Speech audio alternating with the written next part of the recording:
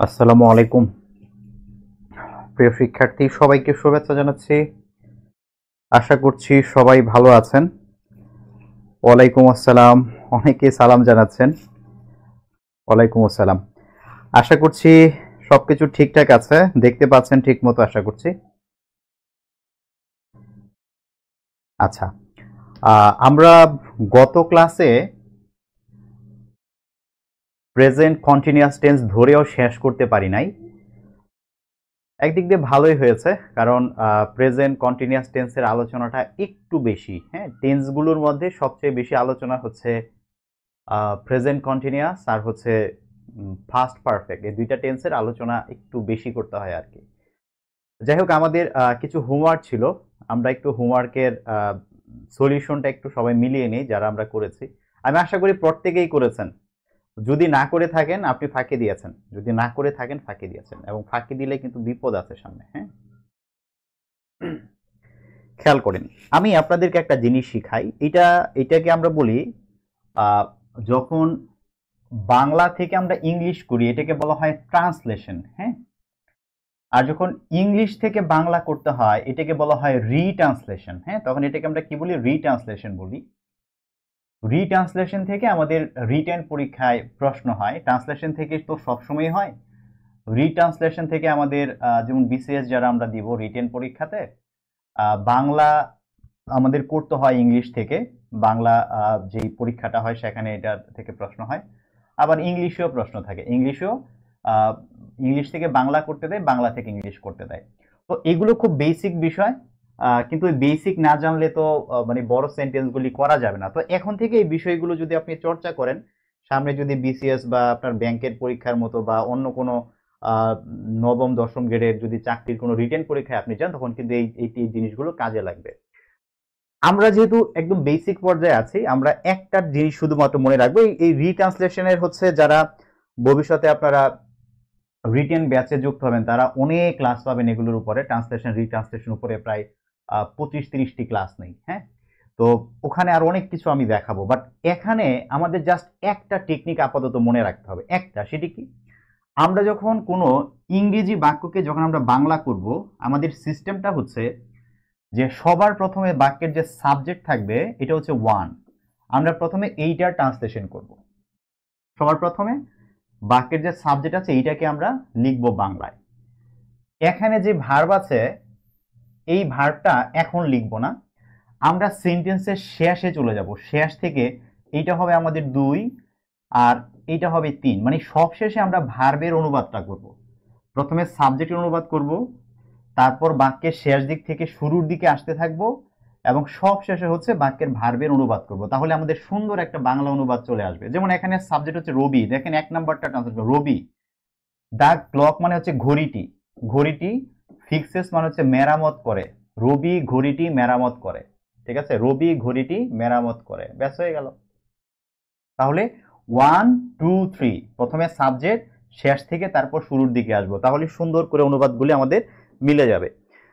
এই টেকনিকটা আপনারা ফলো করবেন, কারণ আমি আপনাদের মাঝখানে টেন্স দিয়ে বিভিন্ন বাক্য গঠন করতে দিব। সেখানে অনেক সময় বাংলা থেকে ইংলিশ করতে দেবো, ইংলিশ থেকে বাংলা করতে দিব। তখন এই বিষয়গুলো একটু খেয়াল করে আপনারা লিখবেন সুন্দর করে। ঠিক আছে? আচ্ছা, পরেরটা দেখেন। এখানে শি সাবজেক্ট, তাহলে এটা হচ্ছে 1, ভার্ব এটা শেষে, তাহলে টু দ্য মার্কেট এটা হচ্ছে আমাদের 2 আর এটা হচ্ছে 3। তাহলে সে টু দ্য মার্কেট মানে বাজারে, গোজ মানে হচ্ছে যায়, সে বাজারে যায়, অনুবাদ হয়ে গেল। পরেরটা দেখেন, এখানে সাবজেক্ট হচ্ছে দ্য বি, বাজেস হচ্ছে আমাদের ভার্ব, আর অ্যারাউন্ড দ্য ফ্লাওয়ার এটা হচ্ছে আমাদের বাকি অংশ। সো এটা 1, এইটা 2, এটা হচ্ছে 3। দ্য বি মানে মৌমাছিটি, অ্যারাউন্ড দ্য ফ্লাওয়ার মানে কি ফুলের চারপাশে, আর বাজেস মানে হচ্ছে গুনগুন করে। মৌমাছিটি ফুলের চারপাশে গুনগুন করে। 1 2 3। তাহলে সে সাফল্যের কামনা, হ্যাঁ, ফর সাকসেস, সে সাফল্যের, উইশেস মানে কি কামনা করে, সে সাফল্যের কামনা করে বা সে সফলতার জন্য কামনা করে। আপনি যেটা লেখেন, সে সাফল্যের কামনা করে বা সে সফলতার জন্য কামনা করে বা সফলতার কামনা করে, লিখলেই হয়ে যাবে যে যেটা লিখেছেন। পরেরটা দেখেন, শি ওয়াশেস দ্য কার। আমরা এখানে কি বলবো যে ওয়ান, শি গাড়িটি, সে গাড়িটি, ওয়াশেস মানে কি ধোয় বা পরিষ্কার করে, যেটা লেখেন সে গাড়িটি ধোয় বা পরিষ্কার করে। হি টিচেস ইংলিশ, সে ইংরেজি, আর টিচেস মানে কি শেখায়, সে ইংরেজি শেখায় বা সে ইংরেজি পড়ায় বা সে ইংরেজি পড়ান, যেটা লিখেন একটা লিখলেই হবে। এখানে বলছে যে শি, প্রথমে one, she says, the colour রংগুলো, দা কালার্স রংগুলো, মিক্সেস মানে কি মেশায় বা মিশ্রিত করে, সে রংগুলো মিশ্রিত করে। দেখেছেন, জাস্ট এই টেকনিকটা ফলো করে দেখবেন সুন্দর বাংলা হয়ে যাবে। ইভেন যদি বড় বাক্য হয় সেম ভাবে হবে, সেম ভাবে হবে।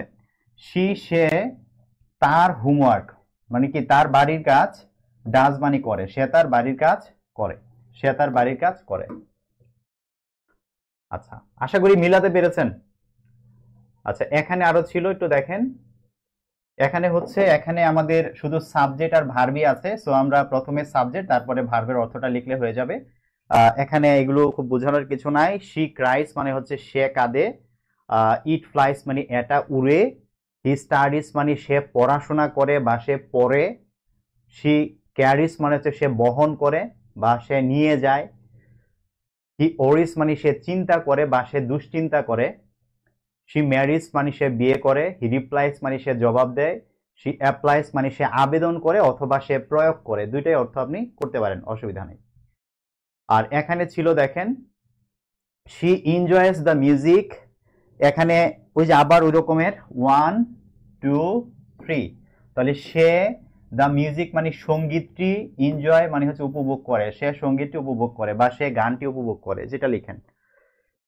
রবি স্টেইস অ্যাট হোম।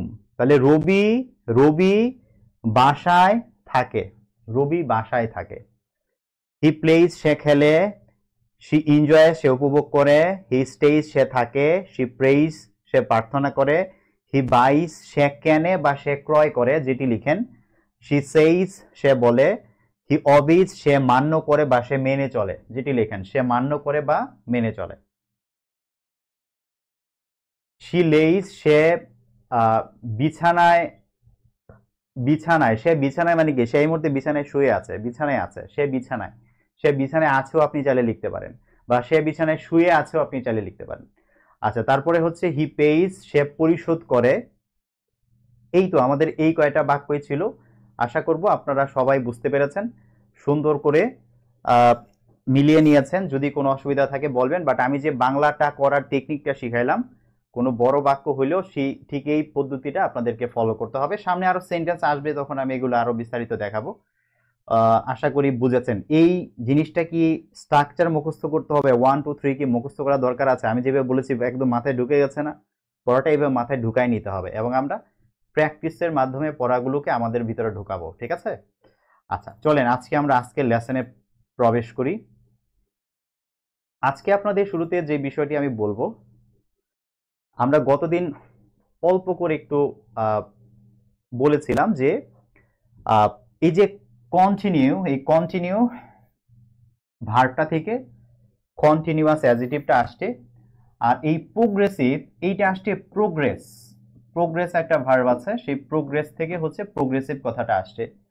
ব্রিটিশ ইংলিশে প্রেজেন্ট কন্টিনিউয়াস টেন্স বলে, আমেরিকান ইংলিশে প্রেজেন্ট প্রোগ্রেসিভ টেন্স বলে, আসলে একই কথা। কন্টিনিউয়াস মানে যেটা চলছে বা চলমান আছে, আর প্রোগ্রেসিভ মানেও যেটা চলছে, এগিয়ে চলছে, সামনের দিকে যাচ্ছে, সেটিকে আমরা প্রোগ্রেসিভ দিয়ে বোঝাতে পারি।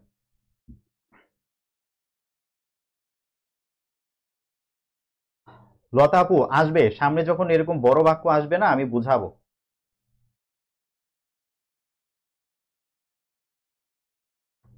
আচ্ছা, সোনিয়া খাতুন আপু দুইটাই বলতে পারবেন, আপনার যেটা ভালো লাগে, সমস্যা নাই। দেখেন, এখন খুব সহজ ভাবে একটু মাথায় নেন যে আমরা এই প্রেজেন্ট কন্টিনিউয়াস দিয়ে আসলে কি বোঝাই। আমরা প্রেজেন্ট কন্টিনিউয়াস দিয়ে বোঝাই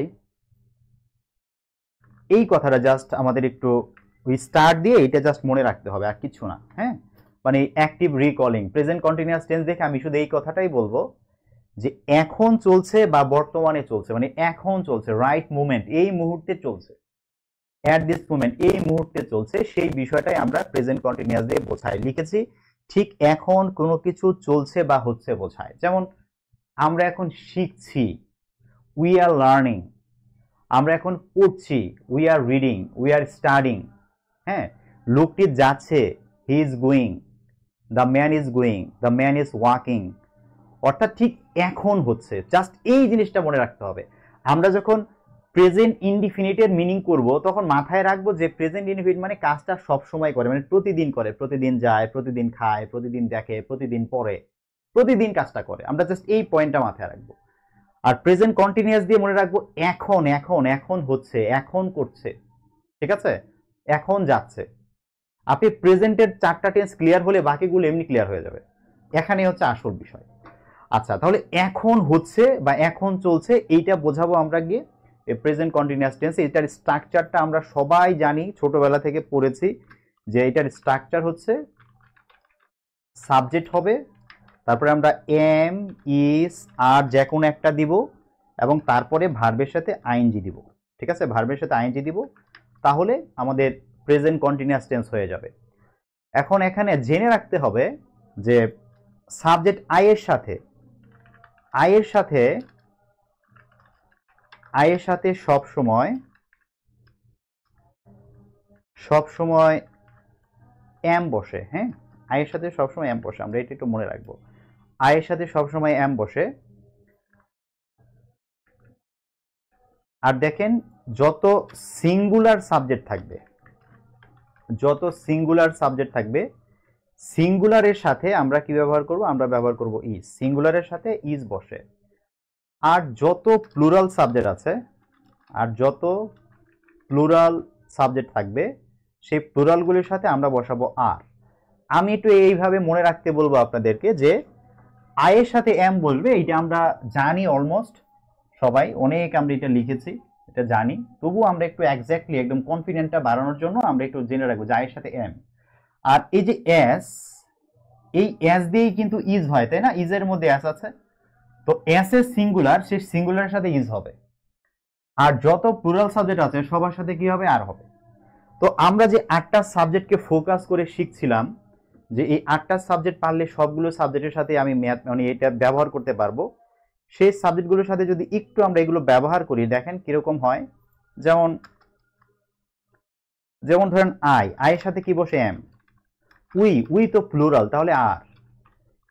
ইউ তো প্লুরাল, ইউকে সবসময় প্লুরাল ধরতে হবে, সো আর। হি তো সিঙ্গুলার, তাহলে ইজ।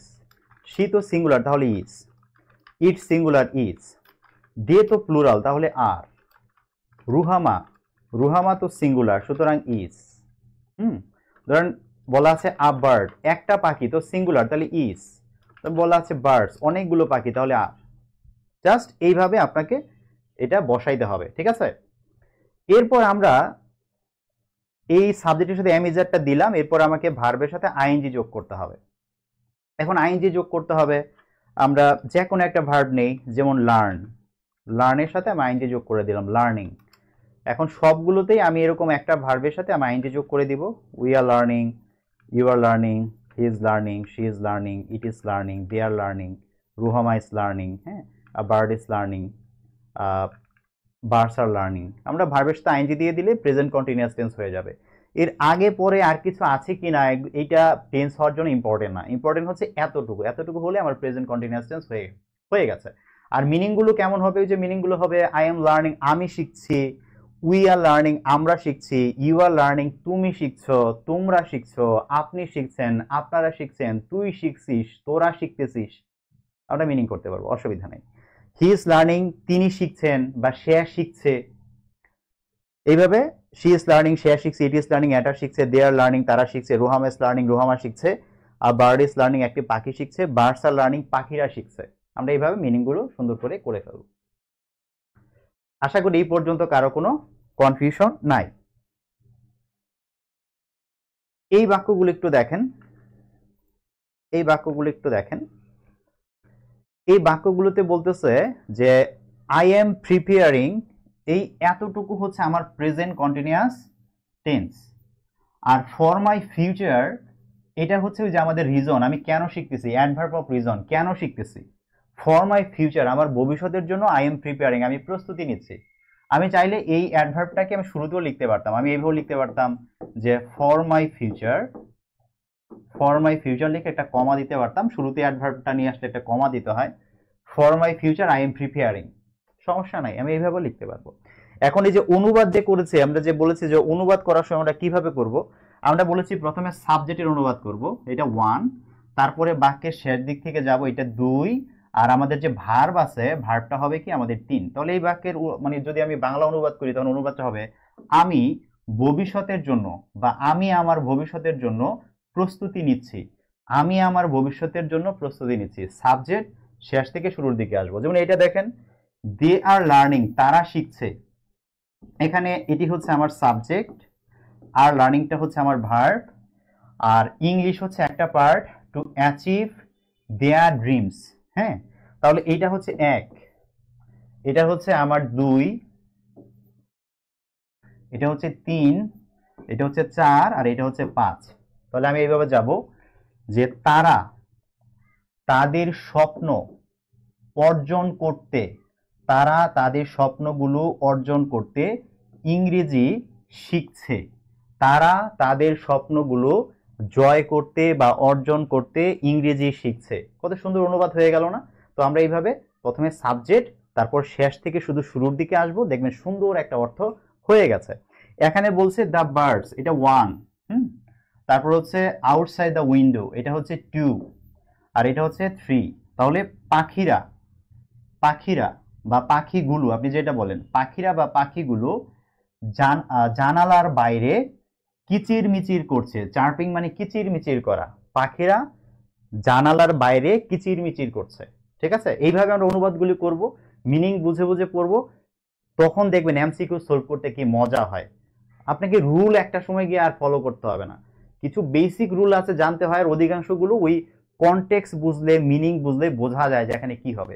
আর আমরা তো খুঁটিনাটি গ্রামারের বেসিক জিনিসগুলো জানবোই, তখন ডিসিশন নেওয়াটা অনেক সহজ হবে ইনশাল্লাহ। হ্যাঁ, আপনাদের এই বিষয়টা মানে বুঝতে পেরেছেন তো? যে একটু আগে এক আপু প্রশ্ন করেছিল যে অ্যাডভার্ব অবজেক্টের আগে অনুবাদ করবো না পরে অনুবাদ করবো, এখন কি বোঝা গেছে আপু কিভাবে আপনি করবেন? মানে আপনার এখন অ্যাডভার্ব কোনটা, অবজেক্ট কোনটা, এগুলো নিয়ে চিন্তা করার দরকার নাই, এগুলো সময় আসে নাই। শোনেন, আপনি যখন মিনিং বুঝবেন, তখন কেন পার্টিসিপল, কেন জেরান, কেন অ্যাজেটিভ, কেন অ্যাডভার্ব, ভাই এগুলো আপনি সহজে বুঝবেন। কারণ তখন আপনি ধরতে পারবেন কার সম্পর্কে তথ্য দিচ্ছে, কেন তথ্য দিচ্ছে, কেন এটা ওখানে বসছে, আপনি সব ধরতে পারবেন। আর যখন আপনি মিনিং বুঝেন না, তখন অন্ধের মতো এইরকম থাকলে এইরকম হবে, এইটার পরে এইটা থাকলে এইরকম হবে, এইভাবে আপনি কয়টা মনে রাখবেন? সো ওই মানে চোরা পড়াশোনায় যাওয়ার কোনো দরকার নেই, কোনো দরকার নেই। ঠিক আছে, আমরা এইভাবে বুঝে বুঝে পড়বো ইনশাল্লাহ। দেখেন ইংলিশটা কত মজার হয়ে উঠে আপনার কাছে।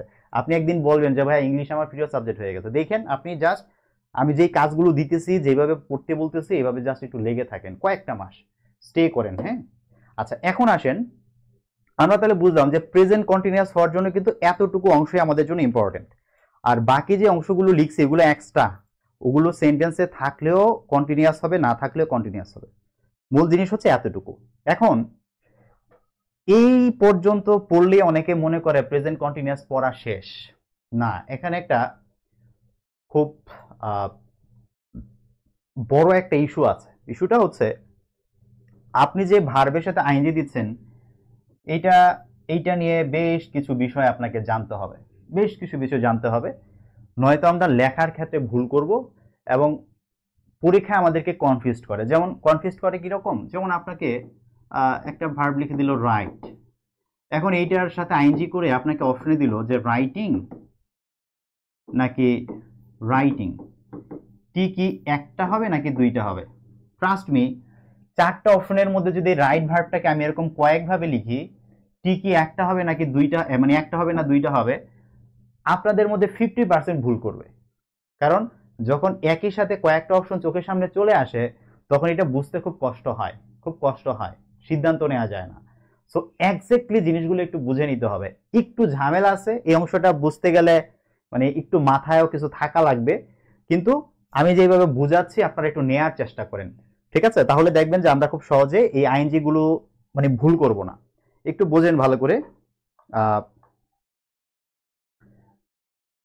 প্রথম আমরা দেখেন ভার্ব প্লাস আইএনজি করার নিয়ম, ঠিক আছে? আমরা এখানে কয়েকটা বিষয় একটু জেনে নিই, যে ভার্বের সাথে যে আইএনজি দিব তখন আমাকে কি কি ফলো করতে হবে। হ্যাঁ, কয়েকটা বিষয় আমরা ফলো করলে ইনশাল্লাহ এখানে কোনো ভুল করব না। প্রথম কথা, 1 নাম্বার, হ্যাঁ 1 নাম্বার বুঝেন আমি কি বলতেছি। 1 নাম্বার হচ্ছে যে ই, ই কোনো একটি ভার্বের শেষে যদি একটি ই থাকে, যদি একটি ই থাকে, আইএনজি করার সময় ওই ই আপনাকে বাদ দিয়ে দিতে হবে। যেমন আমি যদি লিখি রাইট, ভালো করে বুঝেন, কিন্তু আমাদের আইএনজি কিন্তু 6টা টেন্সে লাগে, 6টা টেন্সের পর আমি কিন্তু এক জায়গায় পড়াইতেছি, 6টা টেন্সে কিন্তু আইএনজি লাগে। সো এটা খুব ইম্পর্টেন্ট। রাইট বানানোর শেষে একটা ই আছে, তাহলে আইএনজি করার সময় এই ই আমাকে বাদ দিতে হবে। আমি কি লিখবো? জাস্ট আমি লিখবো রাইটিং, আমি ইটা বাদ দিয়ে আইএনজি লিখেছি, ইটা আমার উঠে যাবে। তাহলে লেখা আছে ড্রাইভ, ড্রাইভ লেখা আছে, তাহলে ইটা উঠে যাবে। তাহলে আমি কি লিখবো? আমি লিখবো ড্রাইভিং, একটা ই থাকলে উঠে যাবে। সো কোনোভাবেই ডাবল টি আইএনজি লেখার সুযোগ নাই, আমি রাইটিং লিখতে পারবো না। এটা অনেকেই ভুল করে, আমি দেখছি যে লিখতে গেলে অনেকেই ভুল করে, ডাবল টি দিয়ে দেয়, কারণ সে ওই রিটেন বানানটার সাথে মানে কনফিউজড হয়। রিটেন বানানে ডাবল টি আছে ভাই, কিন্তু রাইটিং বানানে ডাবল টি নাই, ঠিক আছে? রিটেন বানানে ডাবল টি আছে, কিন্তু রাইটিং বানানে ডাবল টি নাই। সো এটা কনফিউজড হওয়া যাবে না, একটা ই থাকলে উঠাই দিব। তাহলে প্রথম যে জিনিসটা শিখলাম, যে কোনো ভার্বের শেষে যদি একটা ই থাকে, যেমন হ্যাভ, হ্যাভের সাথে যখন আইএনজি করতেছি আমি লিখবো হ্যাভিং, ঠিক আছে? ধরেন লিখলাম ধরেন টেক লিখতেছি, তখন লিখবো কি টেকিং,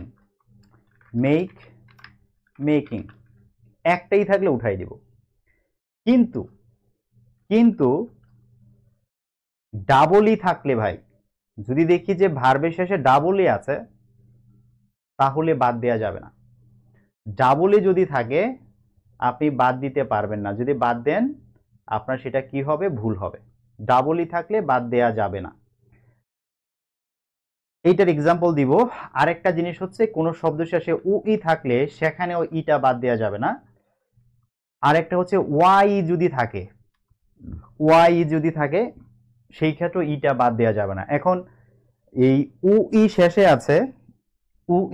আছে বা ওয়াই ই শেষে আছে, এরকমের শব্দ খুবই কম, অনেক আছে, বাট আমরা ইংলিশের যেই ওয়ার্ডস গুলি আমরা কমনলি ব্যবহার করি, এই কমন ওয়ার্ডস এর মধ্যে এইগুলো যুক্ত শব্দ কয়েকটা আছে, আমি সেগুলো লিখে দিতেছি, শুধু এই কয়েকটা একটু ফোকাস করে মনে রাখবেন। বাট ডাবলি দিয়ে অনেক শব্দ আছে, ডাবলি শেষে থাকলে উঠানো যায় না, এটা উচ্চারণের স্বার্থে।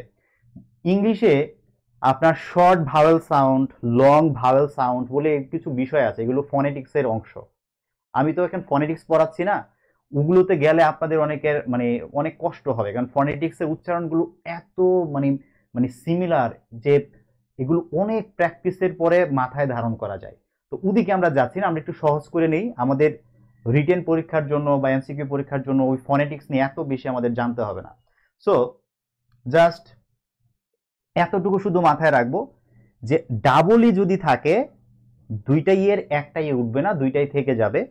আর এগুলো দিয়ে জাস্ট আমি কয়েকটা এক্সাম্পল দিয়ে দিচ্ছি, এই কয়েকটা এক্সাম্পল একটু দেখে রাখবেন, যে এরকম থাকলে আমি কি করব না, ওখানকার ইটা বাদ দিব না। এই কয়েকটা শব্দ একটু দেখে রাখলে হয়ে যাবে।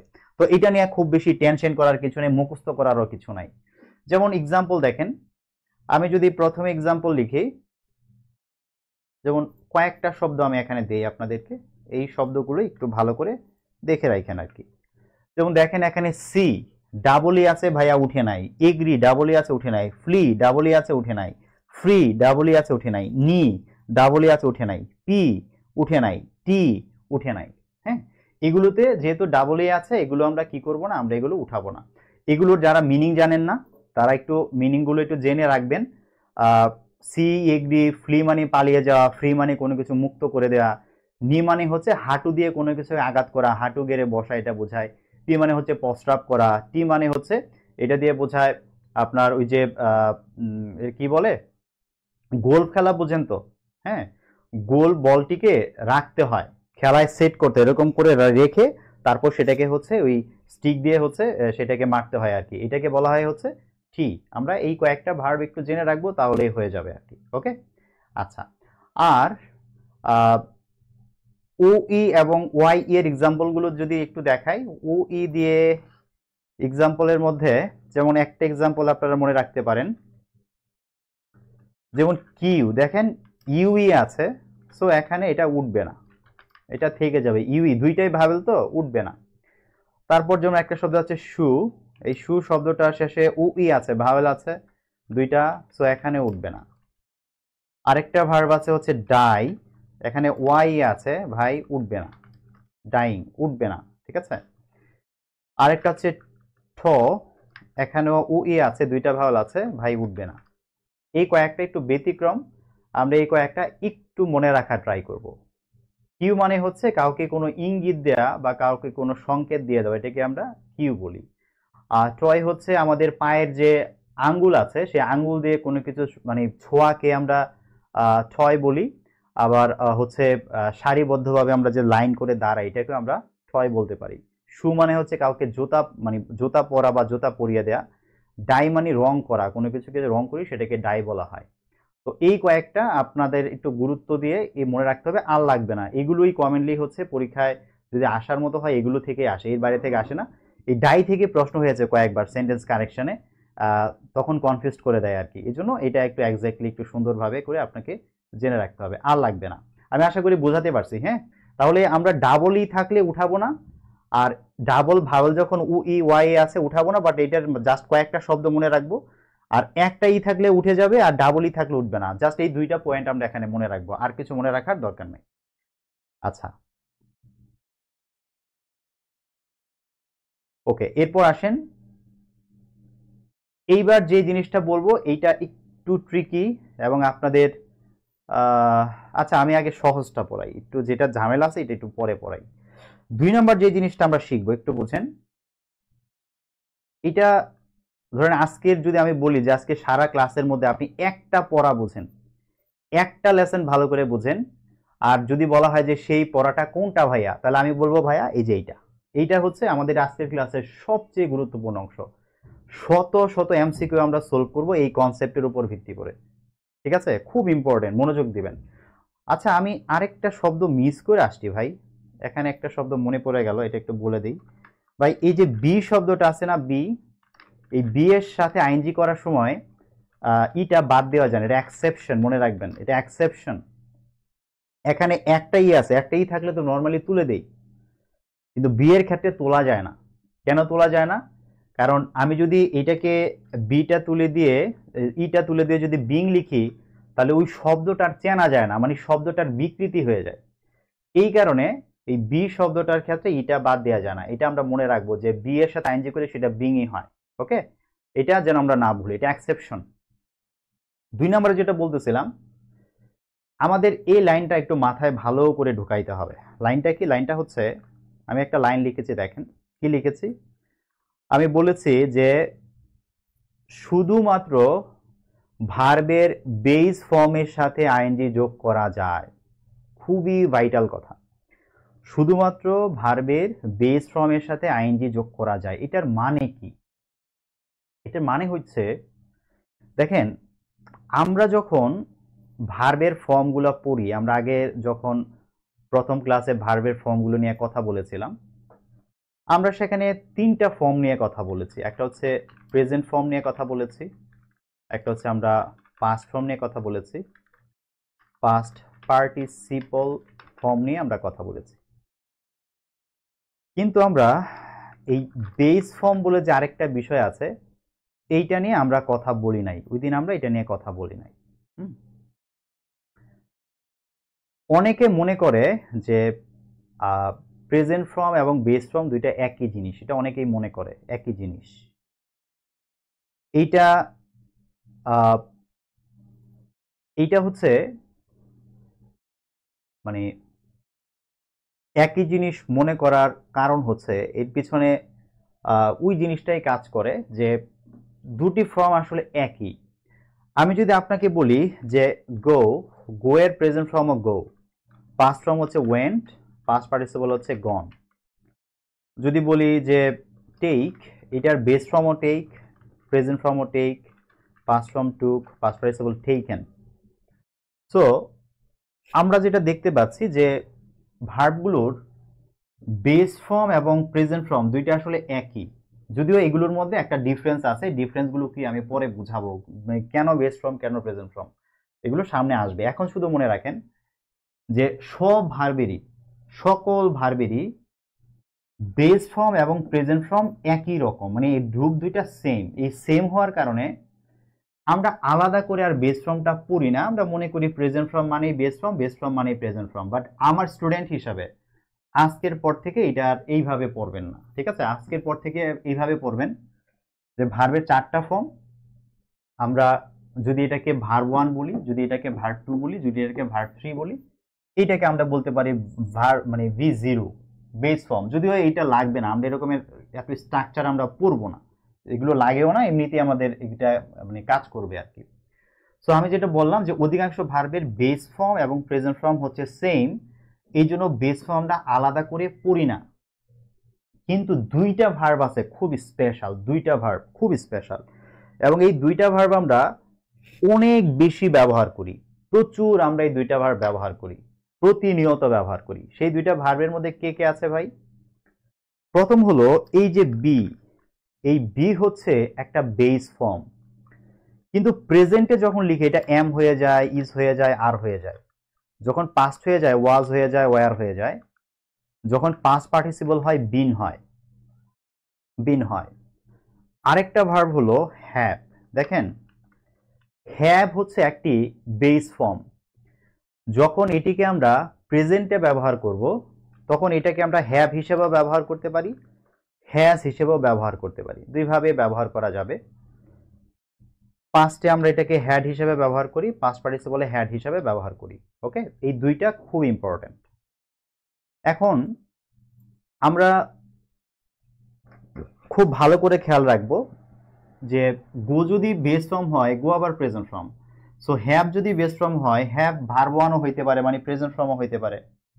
কিন্তু এই যে হ্যাজ, সে একটা ভার্ব 1 হলেও সে কিন্তু বেস ফর্ম না। এখন আমাকে যদি কেউ বলে যে যে আচ্ছা শ্রাবণ, তুমি এক কাজ করো, হ্যাজের সাথে আইএনজি যোগ করো, কিন্তু আমি জানি আইএনজি যোগ করা ভার্ব 1 এর সাথে যায় না, আইএনজি যোগ করা যায় শুধু বেস ফর্মের সাথে। আমাকে যদি কেউ বলে এখন হ্যাজের সাথে আইএনজি যোগ করো, তাহলে প্রথমে আমি হ্যাজটাকে বেস ফর্ম বানাবো হ্যাভ, তারপরে হ্যাভের সাথে আইএনজি যোগ করব। যেহেতু শেষে ই আছে, ইটা উঠে যাবে, এটা বাদ দিয়ে আমাকে আইএনজি যোগ করে লিখতে হবে হ্যাভিং। আমাকে যদি কেউ বলে যে হ্যাডের সাথে আইএনজি যোগ করো, আমিও প্রথমে এটাকে বেস ফর্ম বানাবো হ্যাভ, তারপরে আমি আইএনজি যোগ করব।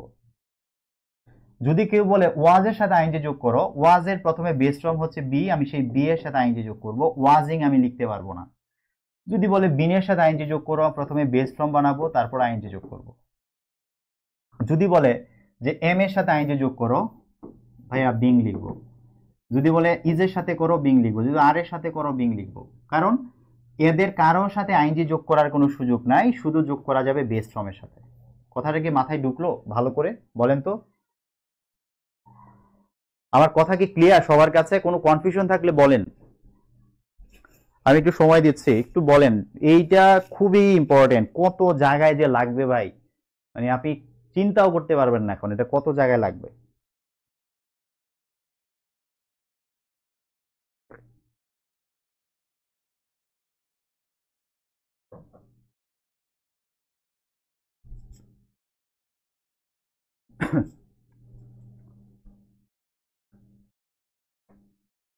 আশা করছি কোনো কনফিউশন নাই।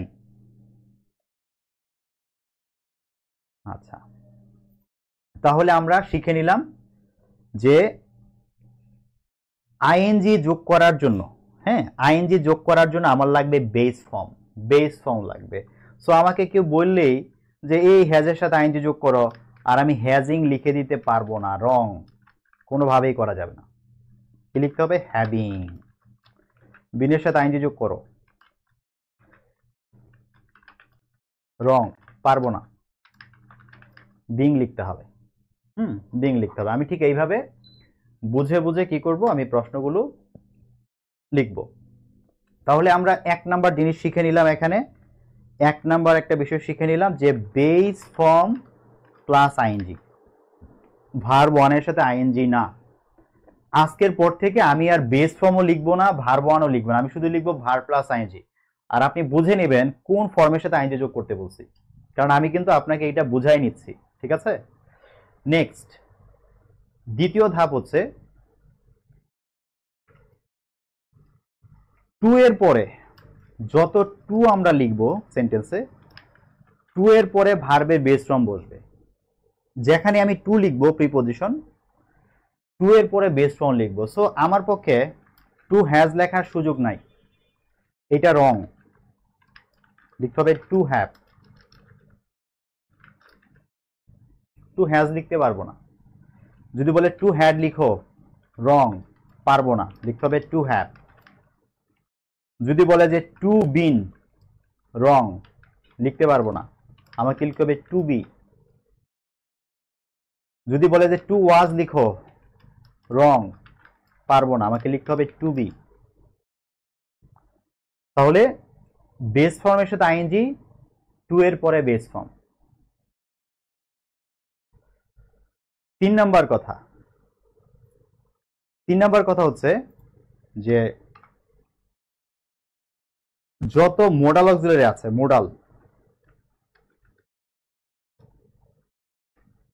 যত মোডাল অক্সিলারি আছে, মোডালের পরে বেস ফর্ম বসবে। আমি মোডাল অক্সিলারির উপর একটা ক্লাসই নিব আপনাদের কিছুদিন পরে, মোডালের উপর একটা ক্লাসই নিব আলাদা করে। তখন কোনগুলো মোডাল, এগুলো কিভাবে কাজ করে, মিনিং কি হয়, আমি সব বুঝাই দিব। আপাতত শুধু এগুলো আপনারা জানেন যে ছোটবেলা আপনারা পড়েছেন can, could, shall, should, will, would, may, might, এগুলো মোডাল অক্সিলারি, এগুলো অ্যাটলিস্ট এগুলো তো আমরা জানি। এইটা দিয়ে আপাতত মনে রাখেন যে আমি ক্যানের পরে কখনো হ্যাজ লিখতে পারবো না। আমি যদি সেন্টেন্সের মধ্যে ক্যান লিখি, ক্যানের পরে হ্যাজ লিখলে এটা রং হবে, এটা কোনোভাবে লেখা যাবে না। আমাকে লিখতে হবে ক্যান হ্যাভ। আমি কখন লিখতে পারবো না যে শুড হ্যাড, আমি লিখতে পারবো না, আমাকে লিখতে হবে শুড হ্যাভ। শুড হ্যাড লেখা যাবে না, মোডালের পরে বেস ফর্ম লিখতে হবে।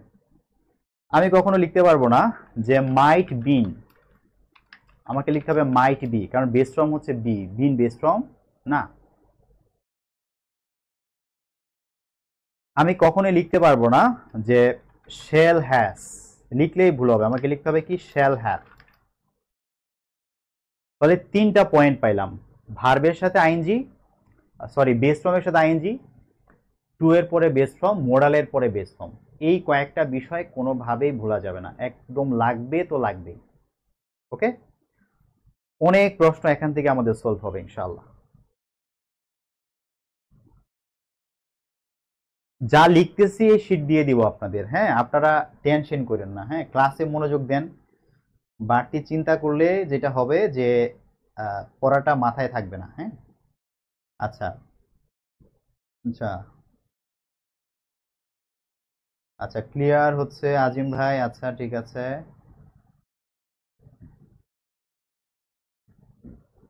ওকে,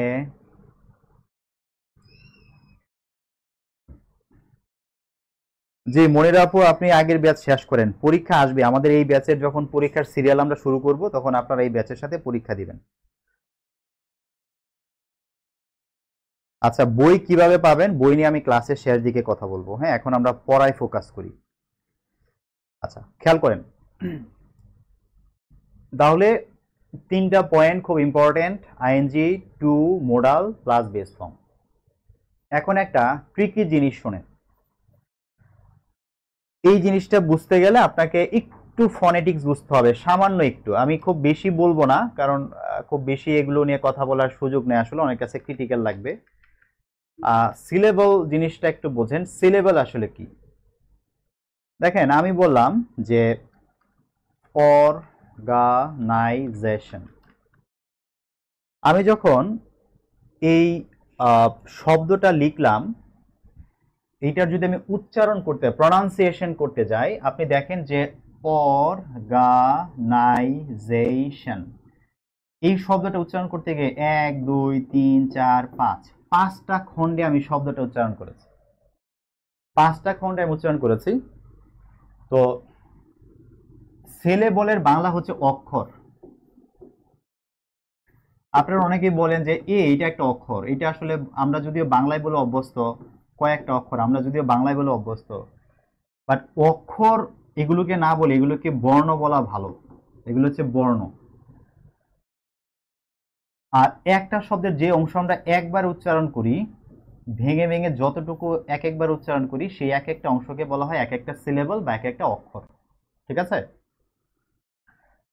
তো যদিও এই যে আমি এ উচ্চারণ করতেছি, এই যখন আমি উচ্চারণ করতেছি তখন তো একটা সাউন্ড বের হয়েছে মুখ দিয়ে, একটা শব্দ হয়েছে না? ওই সাউন্ডটা যেহেতু হয়, এই জন্য এটাকে অনেকে অক্ষর বলে, কারণ এটা তো একটা সাউন্ডের অংশ, এটাকে অক্ষর বলে। বাট অ্যাকচুয়ালি এগুলোকে বর্ণ বলা উচিত, এগুলো হচ্ছে বর্ণ। আর কোন শব্দের যে অংশটুকু আমি একবার উচ্চারণ করব সেটাকে আমরা বলবো সিলেবল, সেটাকে আমরা বলবো সিলেবল। এখন এই সিলেবল হচ্ছে আবার মানে এটা প্রকারভেদ আছে, monosyllable, dry syllable, try syllable, polysyllable. এগুলো এখন আমাদের লাগবে না, আমি যখন ডিগ্রির ক্লাসে যাব তখন এগুলো একটু বোঝাই দিব, কারণ ওখানে ওই কম্পারেটিভ সুপারলেটিভ করতে গেলে এগুলো আমাদের একটু লাগবে। তো সিলেবলের বিষয়টা শুধু আজকে এতটুকু মাথায় রাখেন যে একটা শব্দ আমরা যতবারে উচ্চারণ করি প্রত্যেকটা অংশ হচ্ছে এক একটা সিলেবল। এখন এই সিলেবলের কথাটা এখানে কেন নিয়ে আসতেছি, আমাদের 3 নাম্বার যে কনসেপ্টটা আছে, 3 নাম্বার যে বিষয়টা আমরা পড়ব, এইটা বুঝতে গেলে আমাদের সিলেবলটা লাগে। সিলেবলটা হচ্ছে আপনার, আমরা যখন আইএনজি যোগ করতে যাব আমাদের এখানে একটা প্রবলেম দেখা দেয়। প্রবলেমটা কি? প্রথমে শুনেন, সহজ কথা বলি, ভাওয়েল, ভাওয়েলের পর যদি কনসোনেন্ট থাকে, ভাওয়েলের পর যদি কনসোনেন্ট থাকে, যেমন আমি একটা শব্দ লিখলাম রান, আমাকে বলা হলো যে রানের সাথে আইএনজি যোগ করো। তো এখানে দেখতে পাচ্ছি যে এখানে এন আছে আর এখানে আর আছে। এন একটা কনসোনেন্ট আর ইউ হচ্ছে একটা ভাওয়েল। যদি ভার্বের শেষে এমন একটি কনসোনেন্ট এবং একটি ভাওয়েল থাকে, তখন প্রোনাউন্সিয়েশনের স্বার্থে আমাদের এই শেষের যেই কনসোনেন্ট আছে এই কনসোনেন্টটাকে ডাবল করে আইএনজি যোগ করতে হবে, ডাবল করে আমাদেরকে আইএনজি যোগ করতে হবে। কথাটা খেয়াল করেন, যদি ভাওয়েল একটা থাকে তাহলে এই কনসোনেন্টটা ডাবল হয়ে যাবে, মানে বিপরীত, ভাওয়েল একা আছে তো কনসোনেন্ট ডাবল হয়ে যাবে। সে যদি সিঙ্গেল থাকে সে তাহলে কি হয়ে যাবে? ডুয়েল হয়ে যাবে, ডাবল হয়ে যাবে। ওকে, তাহলে আমরা যখন রানকে লিখতেছি তখন আমরা লিখতেছি রানিং। যখন আমি সুইম লিখতেছি সুইম, তখন দেখেন তো সুইম আই এম আছে, আই এম, আইটা ভাওয়েল, এমটা কনসোনেন্ট, সো সুইমিং। আমাকে ডাবল এম দিয়ে আমাকে কি করতে হবে? আমাকে লিখতে হবে। যদি আমি ডাবল এম না দিই আমার আনসার লেখা ভুল হবে। ওকে, কিন্তু যদি এমন হয় যে ভাওয়েল প্লাস কনসোনেন্ট আছে, কনসোনেন্ট আছে, অর্থাৎ যদি আমি দেখি যে আমার ভাওয়েলই ডাবল আছে, সে অলরেডি ডাবল হয়ে গেছে, সে যদি ডাবল হয়ে যায় তাহলে কনসোনেন্ট এখন বিপরীত হবে, তাহলে সে এখন সিঙ্গেল হবে। যখন সে সিঙ্গেল তখন সে ডাবল হয়ে যায়, আর যখন সে ডাবল, ভাওয়েল যখন ডাবল হচ্ছে তখন কনসোনেন্টটা সিঙ্গেলই থাকবে, সে ডাবল হবে না, মানে একটা আরেকটার বিপরীত, একটা আরেকটার বিপরীত। যেমন এক্সাম্পল দেখেন, যেমন বলা হলো যে রিড, এখানে কয়টা ভাওয়েল আছে ভাই? আর ডাবল, এখানে ই এডি, তার মানে ডাবল ভাওয়েল আছে, তাই না? ই এ দুইটা ভাওয়েল আছে, যেহেতু দুইটা ভাওয়েল আছে সো আমার এখানে এখন কি করার দরকার নাই, আমার এখানে ডিটাকে এখন ডাবল করার দরকার নেই, জাস্ট রিডিং লিখবো। ধরুন বললো কুক, দুইটা ও আছে, তার মানে দুইটা ভাওয়েল আছে, সো করব না। ভাওয়েল যখন ডাবল বিয়েতে করেই ফেলছে, এখন কে কে সিঙ্গুলারই থাকতে হবে, সিঙ্গেলই থাকতে হবে, উপায় নাই। কিন্তু যখন ভাওয়েল যখন সিঙ্গেল, তখন কনসোনেন্ট কি হয়ে যায়, সে ডাবল হয়ে যায়। জাস্ট এইভাবে একটু মনে রাখেন। এখন এই যে সিস্টেমটা বললাম আমরা, এই সিস্টেমটা কখন কাজ করে জানেন? এই সিস্টেমটা কাজ করে, এই যে সিস্টেমটা বললাম, এই সিস্টেমটা কাজ করবে যদি সিলেবল একটি হয়। যদি সিলেবল একটি থাকে তাহলে এই বিষয়টা কাজ করে। আমাদের এই প্রত্যেকটাতে একটা করে সিলেবল আছে। দেখেন, রান একটা সিলেবল, এটাকে ভেঙে আমরা উচ্চারণ করি না। সুইম একবারে বলে ফেলি, সুইম, এখানে দুইটা সিলেবল নাই, একটা সিলেবল আছে। রিড, কুক, একটা সিলেবল। একটা সিলেবল হলে আমাদের শুধু ভাওয়েল কনসোনেন্ট শেষে দেখে আমরা করে দিলে আমাদের কাজ শেষ, আর কিছু আমাদের দেখতে হবে। কিন্তু যদি সিলেবল একটার বেশি হয়, যদি সিলেবল দুইটা হয় বা তিনটা হয়, নর্মালি দুইটার বিষয়গুলোই আমাদের দেখলেই হবে, কারণ কমনলি আমরা যে ওয়ার্ডগুলো ব্যবহার করি এগুলোতে অধিকাংশ ক্ষেত্রে সিলেবল দুইটা বা তার বেশি থাকে, দুইটাই থাকে বেশিরভাগ ক্ষেত্রে। এই দুইটা সিলেবল যদি থাকে তখন একটু ঝামেলাটা হচ্ছে এটা, যদিও আমি একটু বলে রাখি যে এটা যে মনে হয় 1000 এমসিকিউ আপনি সলভ করলে আপনি 100 পাতা লিখলে হয়তো বা 2-4 বার আপনার সামনে জিনিসটা পড়বে। সো এইটা আপনি মনে রাখা ট্রাই করেন, বাট মনে না থাকলে খুব টেনশন করেন না, কারণ এটা আমাদের যে একেবারে মানে খুব জটিলতা তৈরি করবে পড়াশোনার ক্ষেত্রে। বিষয়টা এরকম না। এটা না মনে থাকলেও আপনি এই জীবনে জানতেনই না, হয়তো বা এইভাবে কখনো ভাবেনি নাই, তবুও খুব একটা ওই আইনজীবী অসুবিধা হয় নাই। তো এখানেও হবে না, কিন্তু দেখে নিলে একটু ভালো হয়। তো যদি দুইটি সিলেবল দুইটি থাকে, তখন কি হয়? তখন একটা জিনিস আমাদের দেখতে হয়। কি দেখতে হয়? দেখেন, এই যে শব্দটা লিখলাম না, ধরুন লিখলাম যে ফলো, এখন এই যে আমি ফলো লিখলাম, এখানে আমরা কি দেখতেছি? এখানে আমরা দেখতেছি যে ভাইয়া শেষে একটা কনসোনেন্ট আছে ডাব্লিউ একটা কনসোনেন্ট আছে, সামনে একটা ভাওয়েল আছে ও। তাহলে নিয়ম অনুযায়ী কেমন হওয়া উচিত? আমরা উপরে যে নিয়মটা শিখছি সেই নিয়ম অনুযায়ী শব্দটা হওয়ার কথা এরকমের, যে ফলো, এরকম হওয়ার কথা। কিন্তু আমি এরকম লিখছি, দেখেন ভুল দেখাচ্ছে। এটা ভুল হয়েছে। কেন হয়েছে জানেন?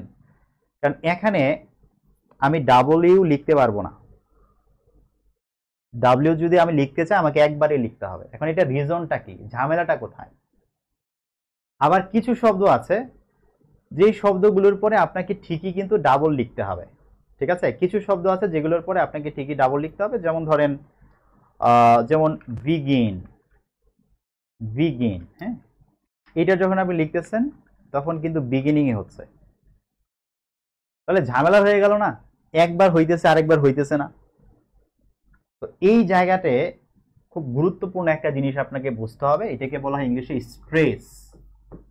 স্ট্রেস মানে হচ্ছে আমাদের এই শব্দটাতে দুইটা অংশ আছে। দেখেন, একটা হচ্ছে ফলো, দুইটা অংশ আছে, দুইটা সিলেবল। এখানে বিগিন, দুইটা সিলেবল আছে। ওকে, তো স্ট্রেস বলা হয় কোন একটা শব্দের যে অংশটুকুর মধ্যে আমরা একটু জোর দিয়ে বলি বা দীর্ঘ সময় উচ্চারণ করি, এটা যারা ফনেটিক্স বুঝে না তাদের জন্য এটা ধরতে পারা অনেক কঠিন। বাট আবার চর্চা করলে সহজ হয়ে যায়।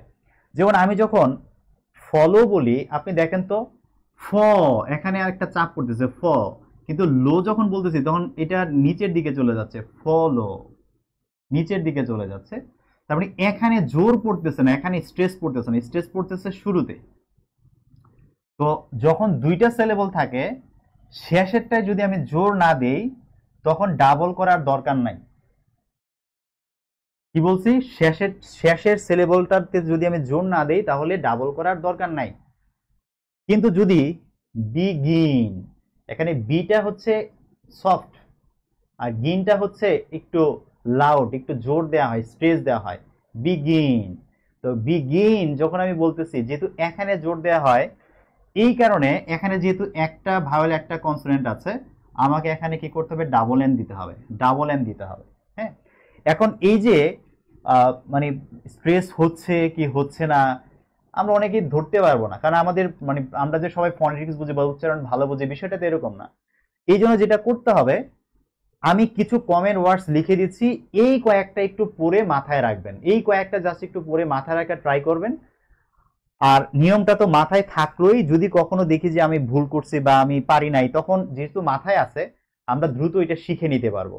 এই জন্য কিছু শব্দের আমি এক্সাম্পল দিয়ে দিচ্ছি, এই শব্দগুলো আপনারা একটু বাসায় ভালো করে একটু দেখে নেবেন, ঠিক আছে? এরকমের কিছু শব্দ দেখেন, আমি যদি আপনাদেরকে দেই, যেমন কি কি আছে, যেমন ফলোইং এর মতো যে শব্দগুলো আছে, যেমন লিসেন। হ্যাঁ, লিসেন থেকে আমাদেরকে এটাকে লিখতে হবে লিসেনিং, কারণ এখানে লি এর মধ্যে জোর পড়ে, মানে শেষে যে লিসেন, এখানে টি এর উচ্চারণ নাই, লিসেন, এই সেনের মধ্যে আমাদের জোর পড়ে, লিসেন, লিসেন, সেনের মধ্যে যেহেতু জোর পড়তেছে না, আমাকে এখানে ডাবল করার দরকার নাই, যদিও এন এর আগে কিন্তু একটা ভাওয়াল ছিল। এটা অলমোস্ট আপনারা হয়তো বা কেউই জানেন না, হ্যাঁ, আগে কখনো শিখছেন এটা? আরেকটা দেখেন ভিজিট, ভিজিটের ক্ষেত্রে ভি, ভিজিট, জিটটা আসতে, ভিটা জোরে, ভিজিট। তো যেহেতু পরে জোর পড়ে না, সো এটা আমরা ভিজিটিংই লিখবো। তারপরে আছে যেমন অফা, অ, অ, অটা জোরে বলে অফা, শেষের অংশটা একদম স্লো বা বেশি জোর দিতে হয় না, এই জন্য অফারিং, মানে ওখানে আরটা ডাবল করার দরকার নাই। এরকমের আছে এন্টা, সাফা,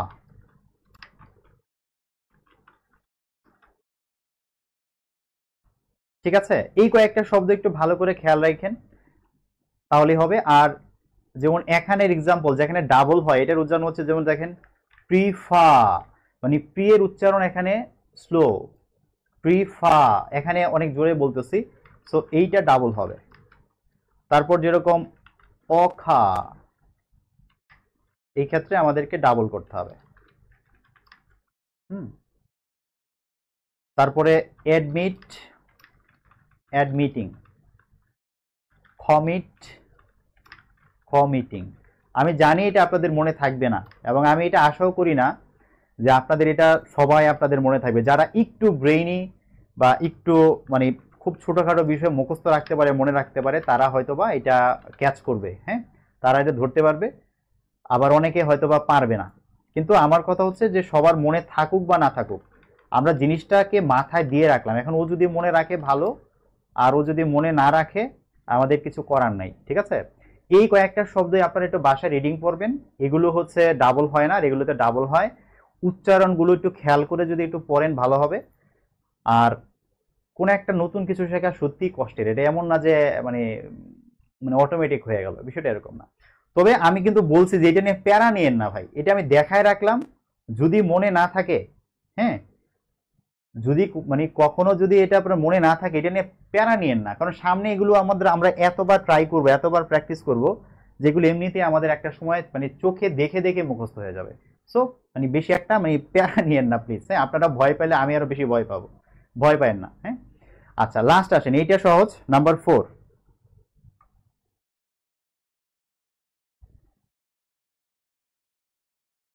আচ্ছা, আসিফ ভাই বলতেছে যে ভাইয়া এটা তো জোর করে নিয়ম মিলানোর মতো অবস্থা, চাইলে তো বিংকেও আসতে বলে করে বলা যায়, ক্রিটিক্যাল হয়ে গেল। ভাই এটা মানে বিষয়টা তো এরকম না যে একটা শব্দ আপনাকে দিয়েছে আর আপনি এটাকে আপনার মতো উচ্চারণ করলেন, ভাই এটা হবে না তো।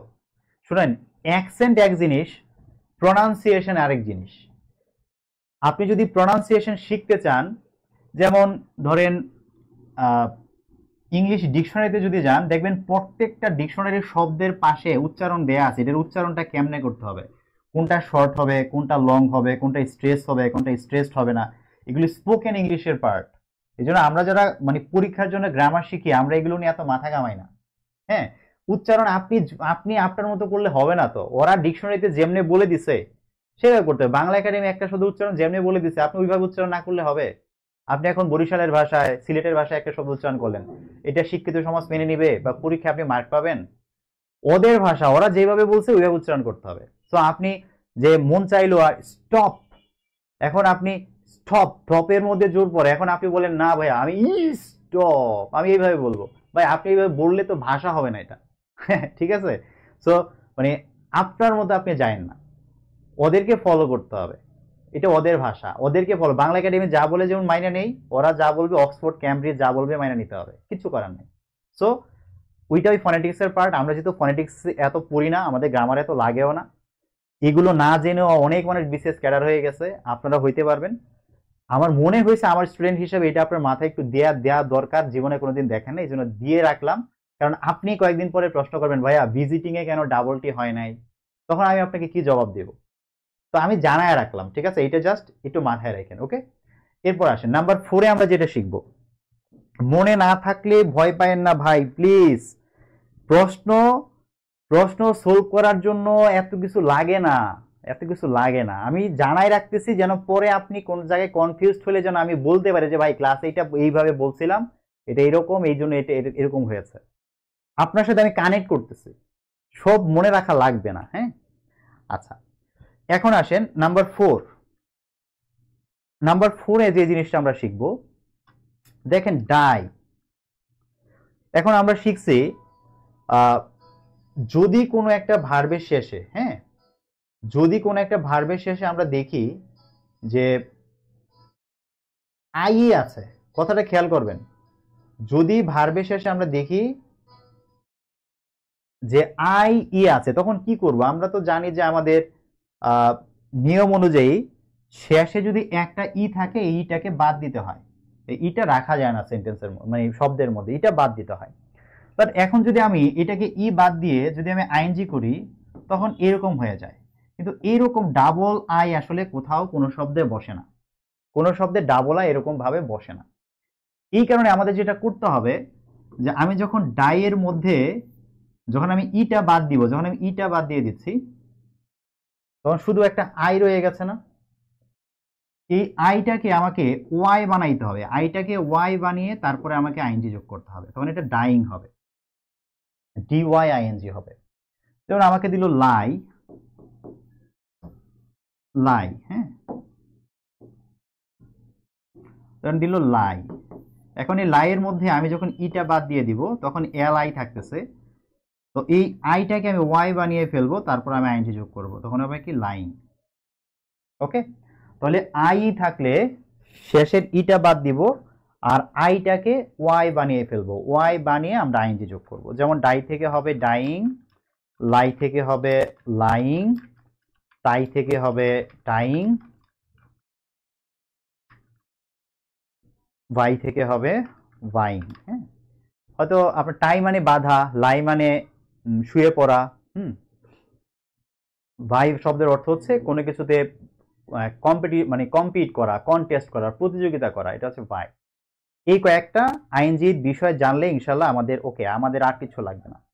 হ্যাঁ, আইএনজির জন্য এই কয়েকটা পয়েন্ট জানলেই আমরা আর কোনো জায়গায় আটকাবো না ইনশাল্লাহ। প্রেজেন্ট কন্টিনিউয়াস টেন্সে আমাদের আর কিচ্ছু লাগবে না, আর কিছু লাগবে না। ওকে, আপনারা এই পর্যন্ত কি ক্লিয়ার আছেন সবাই? আমি কি পরের টেন্সে যাইতে পারি? একটু পারমিশন দেন।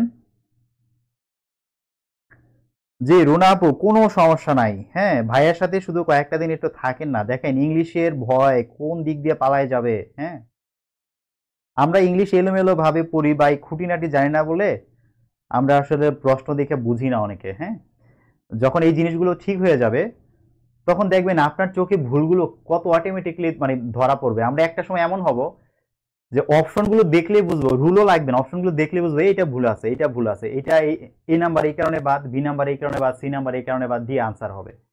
অনেক প্রশ্ন দেখবেন এইভাবে সলভ করে ফেলতেছি। ইভেন ওই সময় এমন হবে যে মিনিংও দেখা লাগে না কিছু কিছু প্রশ্নের ক্ষেত্রে, এমনি পারবো। তবে সেন্টেন্সের মিনিং জানলে ওই part of speech, gerund participle, এই জিনিসগুলোতে অনেক বেশি হেল্প পাওয়া যায়। আর আলটিমেটলি যারা বড় চাকরি চাই, আমাদের তো রিটেন ইংলিশে ভালো করতে হবে, তাই না? সো মিনিং বোঝাটা ইম্পর্টেন্ট। হ্যাঁ, আচ্ছা আজকে আর না পড়ি কেন, সময় কি বেশি হয়ে গেছে? না, আমি আজকে আরো দুইটা টেন্স পড়াবো ভাই। দুইটা টেন্সের বেশি আলোচনা নাই, অল্প আলোচনায় দুইটা টেন্স আমি একটু শেষ করাই দিব। হ্যাঁ, একটু দেখেন, বেশিক্ষণ লাগবে না, আর ধরেন 10 মিনিট। হ্যাঁ, দেখেন প্রেজেন্ট পারফেক্ট টেন্সে আসি। প্রেজেন্ট পারফেক্ট টেন্স, এটা প্রেজেন্ট পারফেক্ট টেন্সই। এখন প্রেজেন্ট পারফেক্ট টেন্সে শুধু একটা পয়েন্ট মনে রাখবেন, যে এই মাত্র কোনো কাজ শেষ হয়েছে। আপনাদের মনে এটা নিয়ে একটা ডাউট থাকে যে ভাইয়া একটা কথা কি পাস্ট ইনডিফিনিটে লিখবো নাকি প্রেজেন্ট পারফেক্টে লিখবো। এই ডাউটটা আমি পরে ক্লিয়ার করব, একটা সময় আসবে আমি এগুলো বোঝাবো। জাস্ট মনে রাখেন আপাতত প্রেজেন্ট ইনডিফিনিট মানে প্রতিদিন করি, প্রতিদিন দেখি, প্রতিদিন যাই, প্রতিদিন খাই। প্রেজেন্ট কন্টিনিউয়াস মানে এখন করতেছি, এখন খাইতেছি, এখন দেখতেছি। আর প্রেজেন্ট পারফেক্ট মানে এই মাত্র শেষ, মানে এই মাত্র দেখেছি, এই মাত্র খেয়েছি, এই মাত্র শেষ করেছি, মানে এই মাত্র কথাটা নিয়ে আসবেন যে এই মাত্র হয়েছে কাজটা। আপাতত এটা নিয়ে আরো সামনে আরো অনেক কাজ আছে, বাট আপাতত মাথায় এই সেন্সটা ঢোকান, কারণ এটা বেসিক। এই মাত্র হয়েছে, তাহলে প্রেজেন্ট ইনডিফিনিট বলছি প্রতিদিন, প্রেজেন্ট কন্টিনিউয়াস বলছি এখন, এখন এই মুহূর্তে। আর প্রেজেন্ট পারফেক্টে বললাম এই মাত্র, এই মাত্র তিনি এসেছেন, এই মাত্র তিনি বাইরে গিয়েছেন, এই মাত্র ঘটনাটি ঘটেছে, এই মাত্র, এই মাত্র মানে প্রেজেন্ট পারফেক্ট টেন্স। জাস্ট আপাতত এই অংশটা আমাদের মাথায় রাখতে হবে, ঠিক আছে? আচ্ছা, এখন দেখেন প্রেজেন্ট পারফেক্ট টেন্সের স্ট্রাকচার কি। এটার স্ট্রাকচার হচ্ছে আমাদের প্রথমে সাবজেক্ট থাকবে, একটা হ্যাভ থাকবে অথবা একটা হ্যাজ থাকবে, তারপর আমাদের একটা ভার্ব থ্রি বা ভার্বের পাস্ট পার্টিসিপল ফর্মটা লাগবে। এখানে আমরা মনে রাখবো যে আই এর সাথে হ্যাভ বসে, এটা একদম ফিক্সড। আই এর সাথে হ্যাভ বসে, এটাকে আমরা চেঞ্জ করতে পারবো না। তারপর হচ্ছে সিঙ্গুলারের সাথে যত সিঙ্গুলার সাবজেক্ট থাকবে, দেখেন সিঙ্গুলারের সাথে হ্যাজ বসে। কেন বসে? এই যে হ্যাজ এ এস আছে, এস এ সিঙ্গুলার, সো সিঙ্গুলারের সাথে হ্যাজ হবে। একটু এবার মিলিয়ে পড়লে মনে রাখা সহজ। আরেকটা হচ্ছে প্লুরাল, যত প্লুরাল সাবজেক্ট থাকবে প্লুরাল সাবজেক্টের সাথে হ্যাভ বসে। তাহলে আই হচ্ছে বিআইপি, ও এম কে নেয়, ও হ্যাভ কে নেয়। আর যত সিঙ্গুলার আছে সেগুলোতে হ্যাজ বসে। প্রেজেন্ট কন্টিনিউয়াসে ইজ লিখেছিলাম আর এখানে হ্যাজ। আর প্লুরালের সাথে প্রেজেন্ট কন্টিনিউয়াসে ছিল আর এখানে হচ্ছে হ্যাভ। তো আমাদের যে সাবজেক্টগুলো আছে সেগুলোর সাথে যদি আমরা একটু লিখি, যেমন আই হ্যাভ, উই তো প্লুরাল তাহলে হ্যাভ, ইউ তো প্লুরাল তাহলে হ্যাভ, হি তো সিঙ্গুলার তাহলে হ্যাজ, শি তো সিঙ্গুলার তাহলে হ্যাজ, দে তো প্লুরাল তাহলে হ্যাভ, রুহামা তো সিঙ্গুলার তাহলে হ্যাজ, এ বুক সিঙ্গুলার তাহলে হ্যাজ, বার্ডস অনেকগুলো তাহলে হ্যাভ। জাস্ট বুঝে বসাবেন। পার্সন নাম্বারগুলো কিন্তু এই জন্যই কষ্ট করে পড়িয়েছি, যেন এগুলোকে একদম আপনি মানে কনফিডেন্টলি লিখতে পারেন, কোনো ডর ভয় না, একদম জেনেই লিখবো। হ্যাঁ, আচ্ছা, আর এগুলোর পরে একটা ভার্বের ভার্ব থ্রি দিতে হবে। যেমন আই হ্যাভ বট, আমি কিনেছি, কি কিনেছি সেটা বললাম না। আই হ্যাভ বট, তারপরে we have bought, you have bought, he has bought, she has bought, they have bought, Ruhama has bought a book. এখানে একটা বই কিনেছে এটা বললে আসলে ভালো লাগে না, বার্ডস হ্যাভ বট বললেও ভালো লাগে না। আমরা এখানে হয়তোবা এ বুক হ্যাজ সোল্ড, একটা বই বিক্রি করা হয়েছে আমরা বলতে পারি। যদিও এই বাক্যটা প্যাসিভে লিখলে ভালো হইতো, এই বুক হ্যাজ বিন সোল্ড বললে ভালো হইতো। আমি প্যাসিভে আপাতত গেলাম না, এখানে একটা বিন দিলে ভালো হবে। কেন হবে এটা আমি যখন ভয়েস চেঞ্জ পড়াবো তখন বোঝাবো, বা এটা নিয়ে আবার ভয় পায় না। হ্যাঁ, বিন কেন হয়েছে এটা ব্যাখ্যা আছে, এগুলো আমি খুব ভালো করে বুঝবো। বার্ডস হ্যাভ ফ্লোন অ্যাওয়ে, হ্যাঁ, পাখিগুলো উড়ে চলে গেছে। তো এইভাবে আমরা